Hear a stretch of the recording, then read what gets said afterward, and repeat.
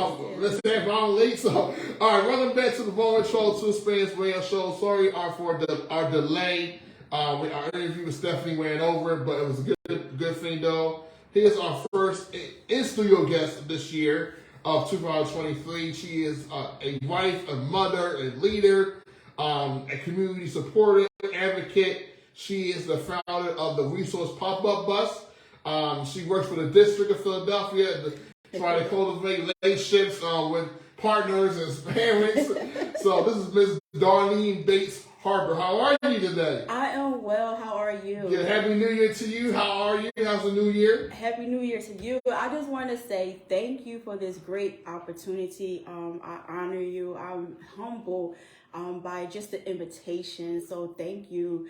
My new year has been great so far. I got some rest.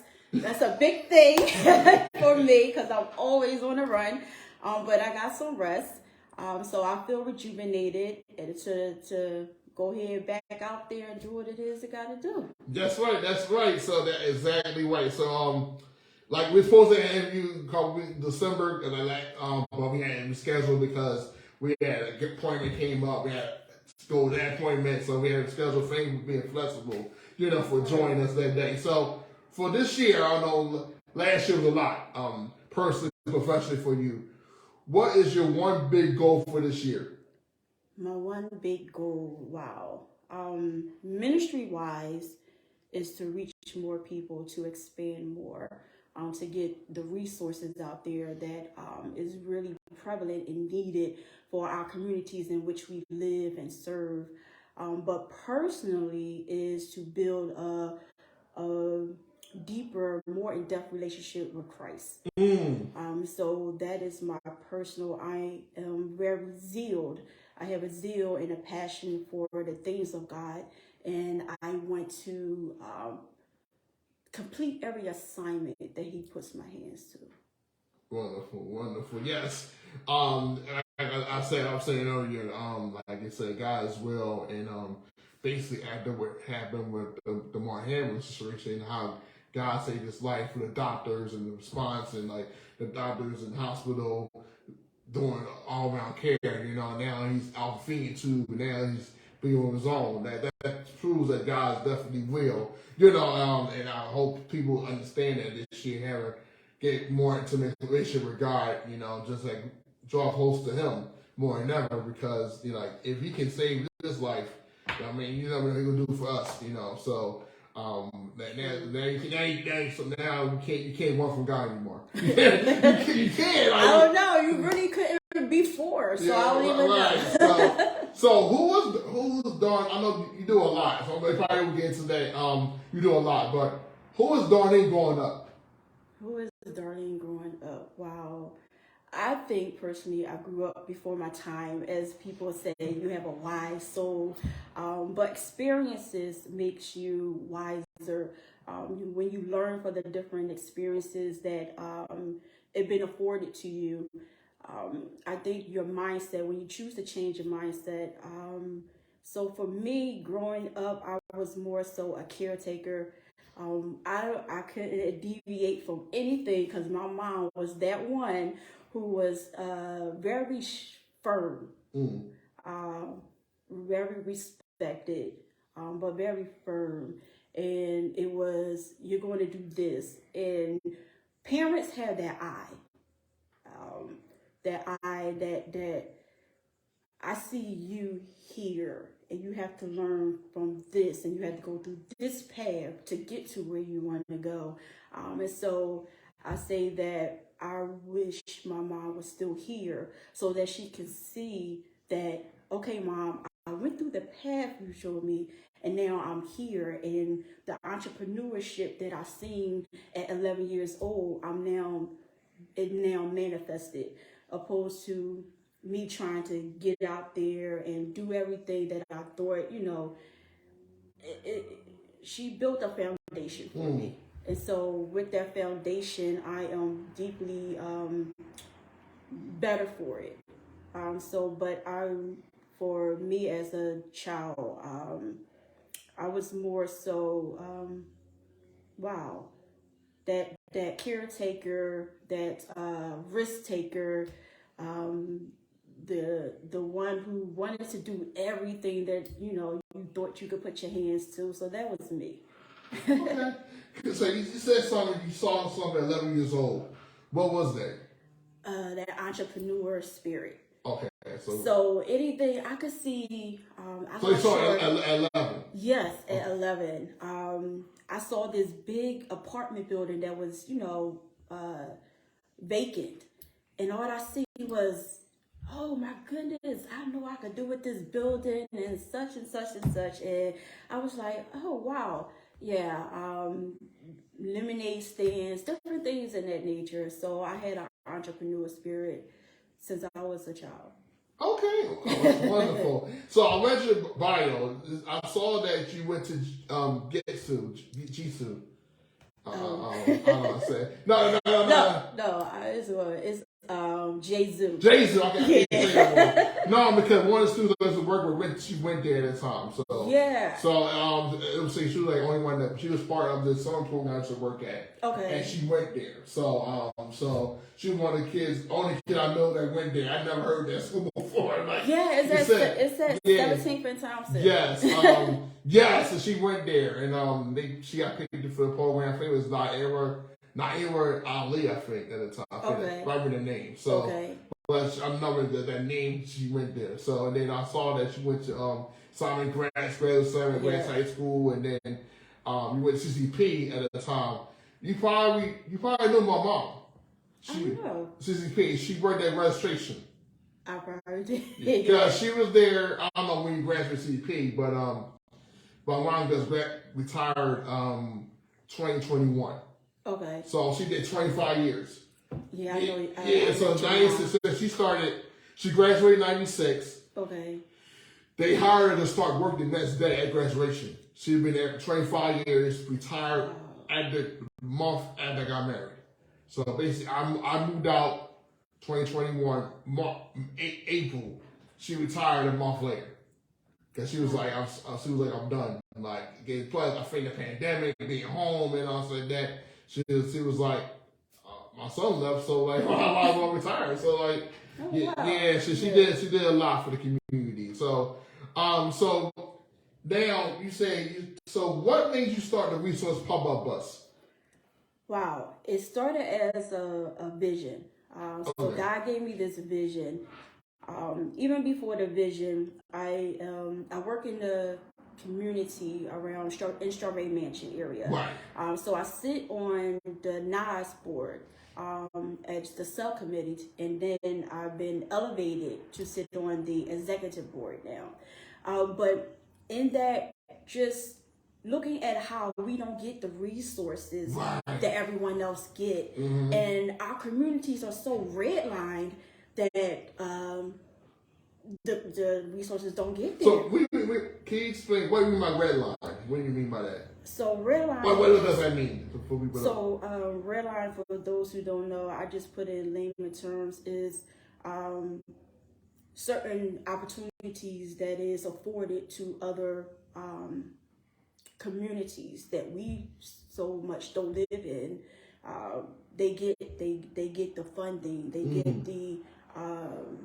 the extra help that we don't get. Okay. And so one of my passions is for people to be in the know.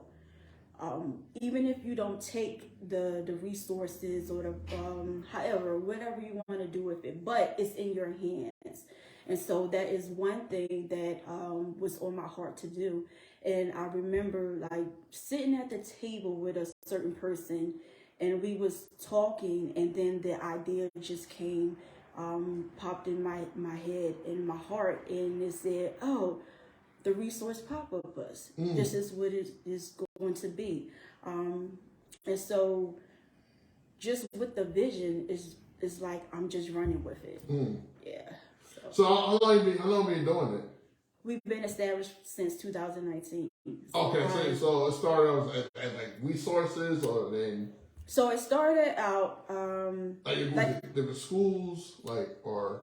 So the different schools, I don't go to so much different schools only because conflict of interest, unless it's like outside of the public school sector. But it started as me just telling others about the different resources that's out here. I'm looking for an RV and a mini school bus so that I can drive through the different communities. Right. So that if there are needs, if there are grants out there like LIHEAP and Crisis and different things like that. Okay. So that is something else that I want to do.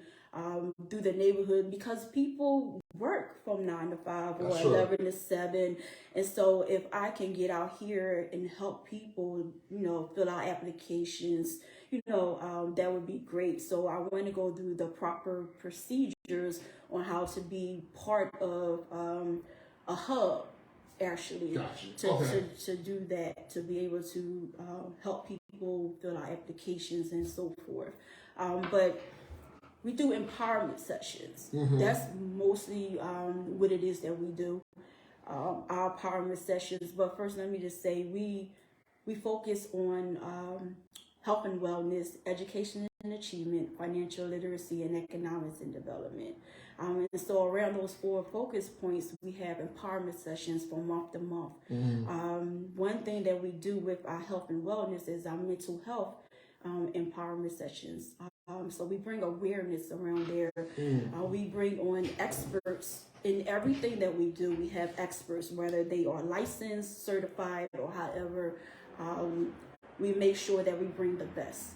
And so with the mental health awareness, the Lord gave me that as I was just laying in bed one day.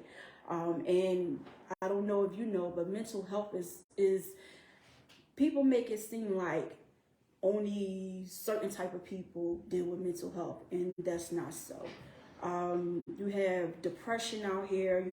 Stress can cause a lot of things, and it's one of the number 1 killers. So that has to do with mental health as well. But those empowerment sessions that we have is confidential, but it's a safe space. And people come and they actually pour out their hearts about what it is that they go through.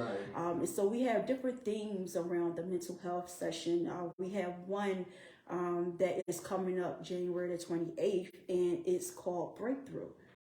And a lot of us need breakthroughs in our minds. We need breakthroughs in learning how to forgive. We need breakthroughs to go to the different dimensions. We need breakthrough to go to different levels. And so it's just not something that's narrow. It's a broad topic. So we also have, we focus on financial literacy and economic development.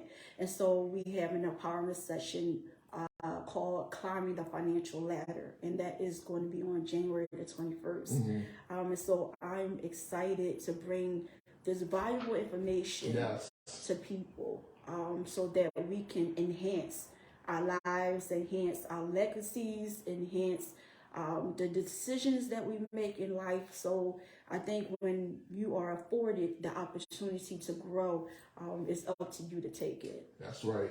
I agree with you. About the mental health piece, I think mental health is the number 1 issue in our country, I think, or world, because it affects everything you do, whether it's spiritually, financially, whether it's daily choices, the friends you hang out with, because the mental health affects everything you do, decision-wise. And if your mental health is not right, you're most likely not going to make right decisions to help benefit you for your growth. Exactly. And we started mental health sessions with Pat the Greatness about 4 or 5 years ago, because I'm not an expert. We just told it. We did a session at one of the schools we was at the time. Just asked them what is mental health. That was it. We didn't go into anxiety, depression. We're not experts. We're not clinicians. Things like that. We just go, what's mental health? And the kids told us what it was. And we took what they said, we had a conversation about it. That really broke through elaborate because we were the first ones to do that with kids. Even though we weren't licensed. Then a couple of years ago, I met someone who's on my team. She does trauma resilience for young people. So I hope that we can host a session with y'all and do trauma resilience. She teaches during the day, so that's okay. So so I would love that we can do something for your audience, the trauma resilience, especially for our young people. Sure. Because our young people go for a lot of stuff and they don't know how to deal with it, and parents are scared to get therapy. And also, I had this guy that was on Man Talk. So he does trauma, it's a kind of mental health through hip hop. He started, it's like for men for free. So we can definitely collaborate because I think mental health is really big, and we, like you said, with resources, we don't share them, and we don't take it. I mean, it's a cause, but at the same time, people can take advantage of it. Even if it's not for them, they can share it with someone else. Exactly. And so I think what you're doing is exceptional, and I think that like I would definitely love to host one. Maybe not host one, but just support you that's doing, especially mental health field. You know what I mean? Trauma resilience, and let's get our minds together, forgiveness, and letting go, and just move forward. Because a lot of times we hold on to so many things from last year, and we're not doing good. You know, so. And we had to let it go. We had to forgive yourself. We had to repent. You know what I mean? It's not sin like, okay, you fornicated. No, it's not like that. It's just we made a mistake. Like, you know what I mean? We kind of made it too deep. You know, make it too bigger than it is. Like, hey, I made a mistake. That's it. You know, because always going to slip up at some point.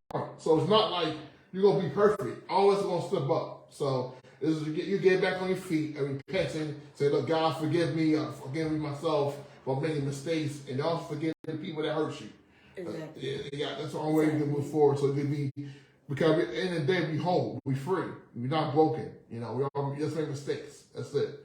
That one mistake doesn't make you broken. So, and also I saw in your bio that you are an author. Yes. A co-author. A co-author. So what made you get into that?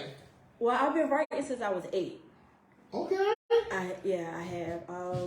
Just going through different things as a child, writing was my outlet. And so my mom and my dad, they soon got a divorce when I was, I think, 12. And so I'm gonna ask you how you felt that? What went through your mind? Because you 12. I mean, you in middle school, like. Yeah. I was devastated because it's like, wow, like, why? You know. How did you like grieve? It wasn't like a death, but at the same time, it was kind of. You don't have to experience an actual death in order to grieve, but. It was very traumatizing. Okay. Because it was like, wow, my mom and my dad, like, why they didn't make it? You know, what's in the relationship that, you know, was so wrong? And being the person I am, and my daughter, my oldest daughter, and I say my youngest, but my oldest daughter more likely, she has the, like myself, like, you know, she has that listening ear. And when I was kind of young, you know, I was like 15 or so when my dad was coming and said, well, this is the reason why my mom and we didn't make it. And then even as I got older, my mom started to you know, come and talk to me. And I think I was probably like 18, 19 by then, but it was like, wow, you know, and just that stigma of you thinking, if I get married, I'm going to get a divorce. And I was like, well, you know, how are we going to work these problems out? And listen, marriage is not easy. It's work. Actually, I know it's definitely work. But it's like, all these things run through your head, and then when you decide to get married yourself, it's like, okay, God, I don't want to get a divorce like my mom and my dad did. How can I um, overcome this? And that's, to this day, is some things that I do have in my mind, in the back of my head, like, will, my mom and my dad waited to long time. Right. It was years they was together. Plus they was together years before they actually got married. Okay. And then it's like, well, why would you wait till 12 years to say you want a divorce? I'm like, wow. So that's scary. That's scary for a child. And then I'm not even gonna say it's still scary to me as an adult, because now I'm married, and not my parents got divorced, but my mom was my father's second wife. Okay, gosh. Okay. So now okay. it's like generational curses that my brothers and I have to dismantle and counsel and all that other stuff, so that we won't bring on the different burdens that our parents did. So, right. So was therapy an option for them at that time? Before, as a thinking about getting divorced, was it an option for them to go to? I have no idea. I never seen my parents go to therapy. I just started going to therapy myself in the past 3 years. So, yeah. So like you said, marriage is very important. It's a lot of work. It's not what people tell you. But me and my wife, we'll be 2 years in March already, but we'll be actually 3 years all together in March, and we went to therapy before we got married, and still at therapy 2 years later. Okay. Because we had like a life coach. We go talk to her like every week. So once I proposed to my wife, we started therapy. I proposed her. We started class sessions that 2 weeks later. okay. So we were still at it through the whole almost 2 years. And I'm telling you, like, if it was a therapy, I don't know what I'd be, honestly, because there was a lot of doors and there were a lot of things in myself that I need to fix. So the first year of marriage, because I went to therapy, like, cause I thought I was had it all together from marriage to arguing. No, it does not. You gotta go therapy individually. You know what I mean? My wife was the advocate for the fact. She will tell you she was not advocate. She went to it, but it's something that you need to go to because it will over some things about yourself that you didn't know, that some of your friends didn't tell you that you need to do. So, and I'm in therapy a year and a half now, so like 2021 year and a half. So my therapist seen me transition to different jobs. He's been through everything. So, wow. like I said, I won't get help because I'll advocate with couples go therapy because a lot of things you thought you were done with will come back to out. You're like, insecurities are past, and because you have two individuals coming together with two different experiences, like life experiences, and you don't know what triggers them, what triggers her. You know what I mean? You gotta figure that out. So. I'm advocating therapy. I'm especially now for young people because I wish that I was younger. Like not speech therapy, but actual therapy. Because a lot of kids go through trauma, a lot of people go through tragedy and divorces, and the moms have miscarriages. You know what I mean? So and they're not talked about that. They had to carry it until maybe 18 instead of dealing with it while they're in mind at 11, 12, 10 years old. They can get, like, they won't be whole, but at least they have some strategies. Okay, how to deal with this, how to tackle this issue, how to tackle this emotion. You know what I mean? If they had it while they was younger, a lot of the curses will be done right there. They can be free. You know what I mean? So that's so important. So what made you become an offer? You say you was offered. You start at 8 years old. So what made you start writing? Before the book, the book. So with the book, and I'll say this, after a while, I stopped writing because life was just happening, and I didn't have the motivation to write. And then as time progressed, I didn't think I had anything to offer people. And so that was something on top of this, something else. I went on a cruise, an author's cruise, and I had fun. It was my first cruise, but it was called, I think it was called The Right Way. Okay. And it was nothing but authors on there. Oh, wow. And I was like, wow, and on this cruise, I met, I came in with a couple of people that I'd known for a while. But on the cruise, I spent my whole time with people that I just met on the cruise, and they was authors as well. And they were just telling me their experiences. And I was like, wow, and then the opportunity presented itself when the author wasn't able to write in the book. And I was like, wow, I would love to write in the book. And, she gave me the opportunity to do so. And it was definitely a blessing because it showed me that I do have something to offer. But it also showed me that what I heard God told me to write, I wrote it. And it blessed people within the book. And so I would say the book is called Daily Dose of Declaration. It's a book that was for suicide, so it was suicide prevention.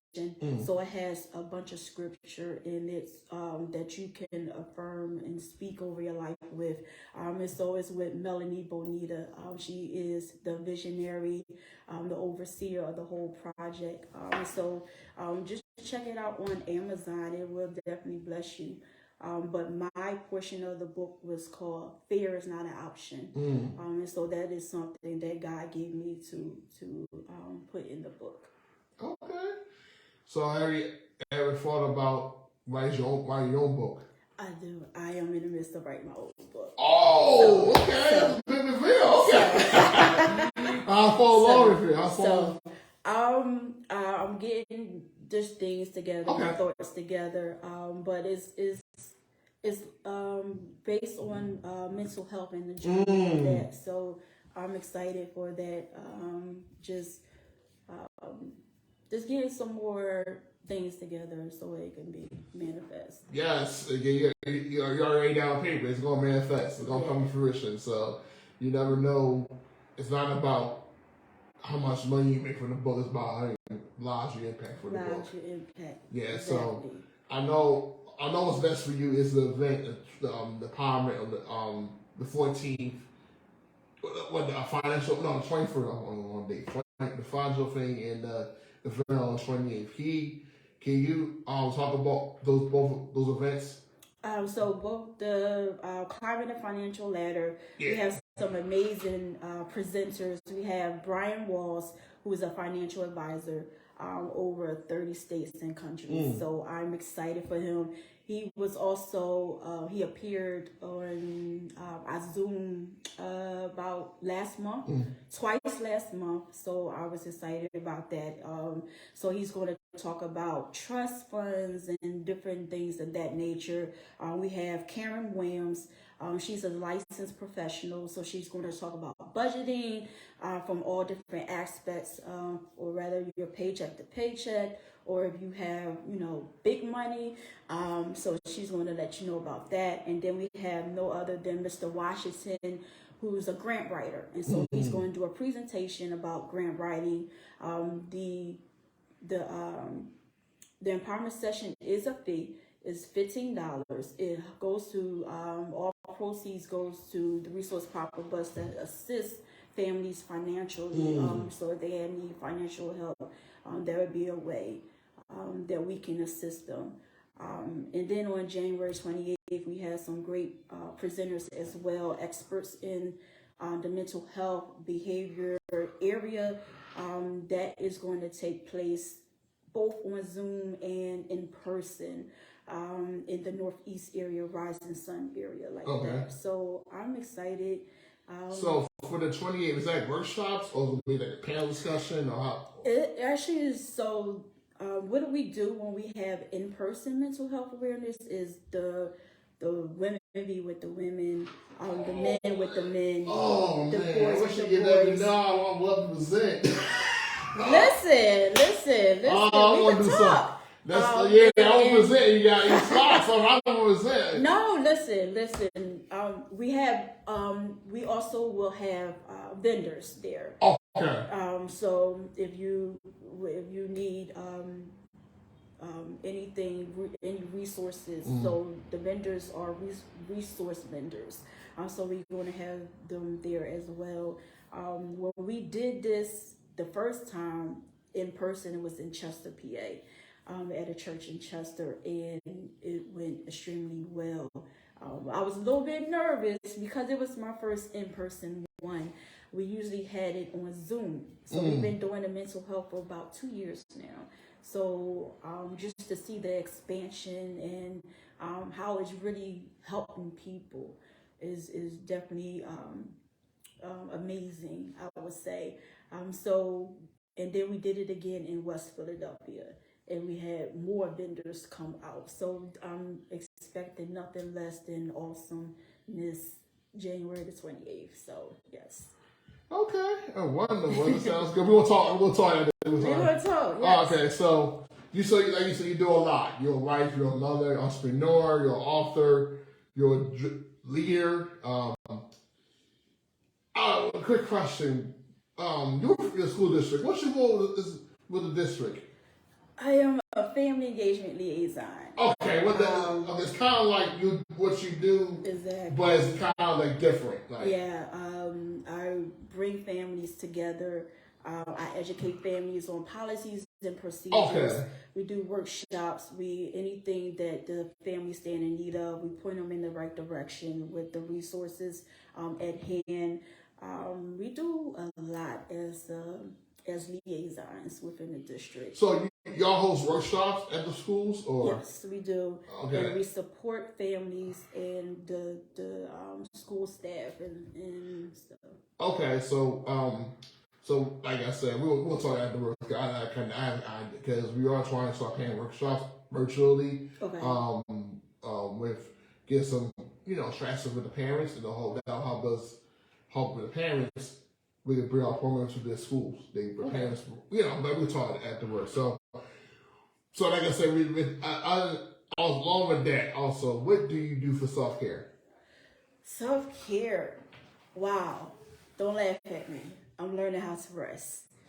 How to just do nothing. That's my self-care. If you don't rest, you don't have focus, you don't have motivation, you burn out, your body hurts, you get sick. Like, nope. I'm learning to rest. So that's good. That's a good one. I'm trying to do the same thing too. I was trying to do one day at the break before we got back. I couldn't do it. I would have the day. I couldn't. You gotta get in the habit. Listen, it's not easy for me either. I think a day is do it. You know what I mean? This is very, but it's always you need to be charged and things like that. So, where people can find more information about you and about the resource pop-up bus, the events you have coming up, where people find information about you in the business and the resource pop-up bus. Okay, so you can visit our website is www.theresourcepopupbus.org. Okay. And then we are on all social medias, Instagram, Facebook, Twitter, and we are starting our YouTube page. Oh, nice. Well, last question. What advice would you give to your younger Darlene? Wow. I actually helped someone with that assignment years ago. Wow. Be patient. Be patient. I think when we rush into so many things, we don't get the chance to think. We don't get the chance to hear God what He wants to say. And then we mess things up.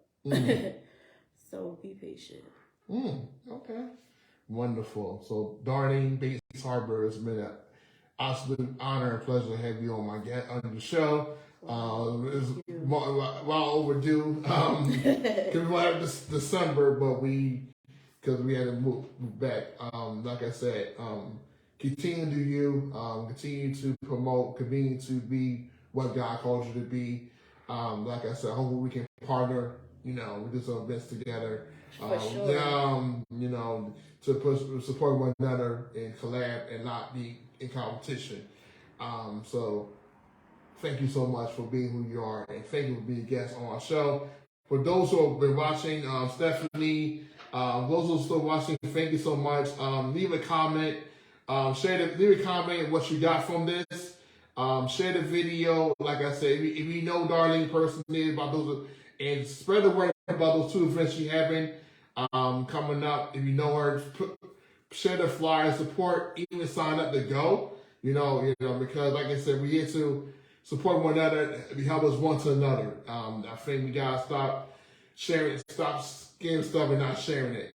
Be a blessing to someone or be a blessing to yourself. So enjoy the rest of your Saturday. Keep God first. Pray for DeMar Hamlin, and also pray for yourself. Pray for you. And like I said, we made this far, 2023. Let's keep looking up and continue to be great. Thank y'all so much.